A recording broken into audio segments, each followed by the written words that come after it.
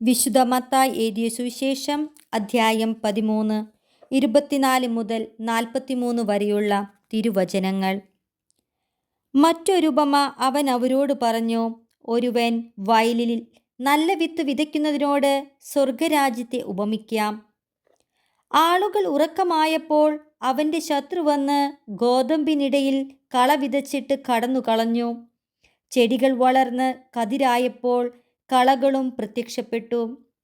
വേലക്കാർ ചെന്ന് വീട്ടുടമസ്ഥനോട് ചോദിച്ചു, യജമാനനെ, നീ വയലിൽ നല്ല വിത്തല്ലേ വിതച്ചത്? പിന്നെ കളകൾ ഉണ്ടായത് എവിടെ നിന്ന്? അവൻ പറഞ്ഞു, ശത്രുവാണ് ഇത് ചെയ്തത്. വേലക്കാർ ചോദിച്ചു, ഞങ്ങൾ പോയി കളകൾ പറിച്ചു കൂട്ടട്ടെ? അവൻ പറഞ്ഞു, വേണ്ട. കളകൾ പറിച്ചെടുക്കുമ്പോൾ അവയോടൊപ്പം ഗോതമ്പ് ചെടികളും നിങ്ങൾ പിഴുതു കളഞ്ഞെന്നു വരും. കൊയ്ത്തുവരെ അവ രണ്ടും ഒരുമിച്ച് വളരട്ടെ. കൊയ്ത്തുകാലത്ത് ഞാൻ കൊയ്ത്തുകാരോട് പറയും, ആദ്യമേ കളകൾ ശേഖരിച്ച് തീയിൽ ചുട്ടുകളയുവാൻ അവ കെട്ടുകളാക്കി വയ്ക്കുവിൻ. ഗോതമ്പ് എൻ്റെ ധാന്യപ്പുരയിൽ സംഭരിക്കുവിൻ. വേറൊരു ഉപമ അവൻ അവരോട് പറഞ്ഞു. സ്വർഗരാജ്യം ഒരുവൻ വയലിൽ പാകിയ കടുകുമണിക്കു സദൃശ്യം.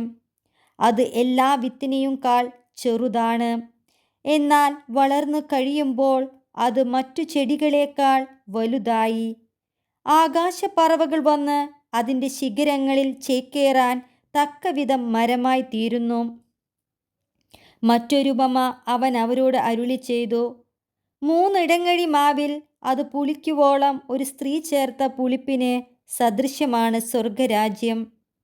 ഇതെല്ലാം യേശു ഉപമകൾ വഴിയാണ് ജനക്കൂട്ടത്തോട് അരുളി ചെയ്തത്.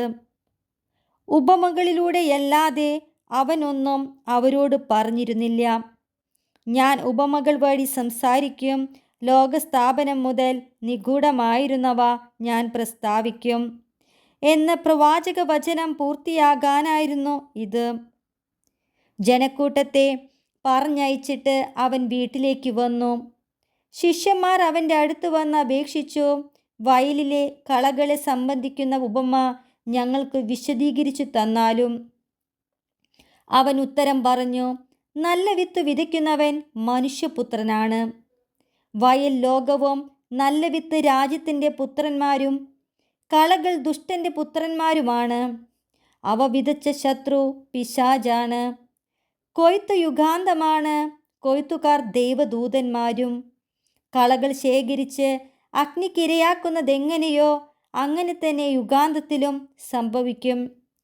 മനുഷ്യപുത്രൻ തൻ്റെ ദൂതന്മാരെ അയക്കുകയും അവർ അവൻ്റെ രാജ്യത്തു നിന്ന് എല്ലാ പാപഹേതുക്കളെയും തിന്മ പ്രവർത്തിക്കുന്നവരെയും ഒരുമിച്ച് കൂട്ടി അഗ്നികുണ്ഡത്തിലേക്ക് എറിയുകയും ചെയ്യും. അവിടെ വിലാപവും പല്ലുകടിയുമായിരിക്കും. അപ്പോൾ നീതിമാന്മാർ തങ്ങളുടെ പിതാവിൻ്റെ രാജ്യത്തിൽ സൂര്യനെപ്പോലെ പ്രശോഭിക്കും. ചെവിയുള്ളവൻ കേൾക്കട്ടെ.